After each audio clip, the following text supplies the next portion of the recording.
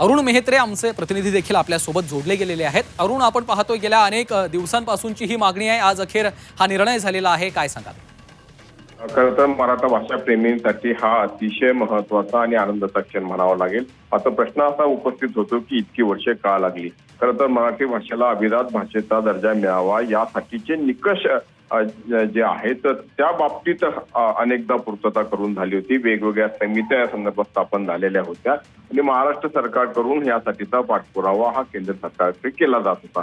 तरी देखील म्हणजे मराठी भाषेला अभिजात भाषा दर्जा मिळावा यासाठीचे निकष प्रामुख्याने जे अभिजात भाषेचे निकष आहेत त्यामध्ये भाषा स्वतंत्र असावी, भाषा 2000 वर्ष पूर्व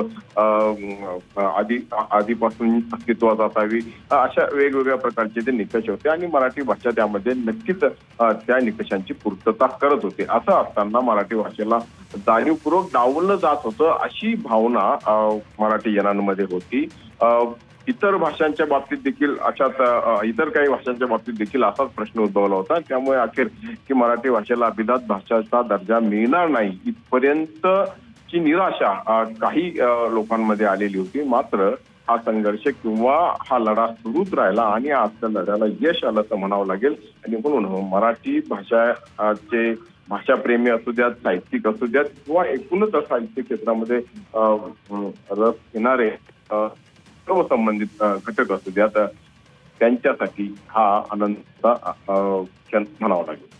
अरुण, आणखी एक महत्त्वाचा मुद्दा, विधानसभा निवडणुकीच्या पार्श्वभूमीवर हा निर्णय, ही घोषणा झालेली आहे केंद्र सरकारकडनं, त्यामुळे या टायमिंग बद्दल देखील कुठेतरी आता प्रश्नचिन्ह उपस्थित केलं जाऊ शकतं। निश्चितपणे म्हणजे तो हा मुद्दा नाकारता येणारच नाही। विधानसभा निवडणुकीच्या पार्श्वभूमीवरती वेगवेगळ्या प्रकारचे निर्णय, ज्याला आपण लोकप्रिय निर्णय किंवा पॉप्युलिस्टिक डिसिजन ज्याला म्हणतो, तसे सरकारकडून घेतले जातात। अलीकडच्या काळात महाराष्ट्र सरकारने त्या बाबतीत अधिकच प्रयत्न किंवा अधिकच धडाका लावला असं म्हणावं लागेल। भाषेचा दर्जा देणे हा विषय असेल किंवा मराठी भाषेला अभिजात भाषेचा दर्जा देणे, तर या सगळ्या दृष्टिकोनातून निश्चितपणे की राज्यासाठी किंवा केंद्रासाठी महाराष्ट्रातली निवडणूक किती महत्वाची आहे ही बाब अधोरेखित होते। आणि कोणी काही म्हणत असलं की यामागे राजकारण नाही किंवा हा स्वतंत्र विषय, तरी देखील अशा कुठल्याच निर्णयाचा संबंध राजकारणाशी नसतो असं आपण ठामपणे म्हणू शकत नाही।